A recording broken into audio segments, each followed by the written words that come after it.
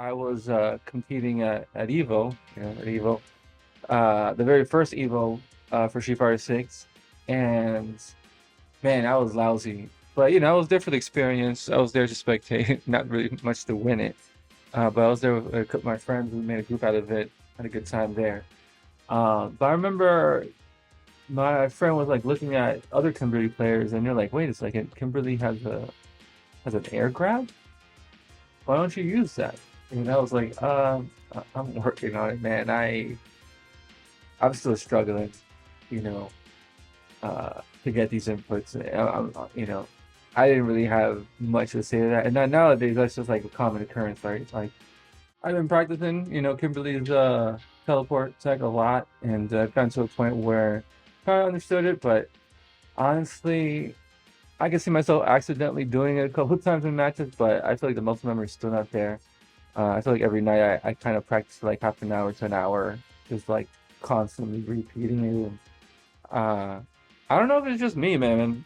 I don't think it is, but combos just take a long freaking time to, learn and get used to doing, especially in matches. And a lot of the Kim Tech that I know right now in combos that are pretty wild on and all over the place. With hours on hours on hours on hours, and then when you pick it to match and then drop them and then drop them and then drop them, and it's taken years to get to where I am. And then for some people, they pick it up so quick that good for y'all, but it definitely takes me a minute, and I look forward to seeing like really good Alex players at Evo, and see what they can get done, if even, right? Because I just feel like every time there's a DLC release, pretty much before an Evo, the representation isn't as strong as you would like it to be. Because people have been playing these other characters for like years on years, right? Like, how do you drop Ryu? How do you drop Akuma? How do you drop JP?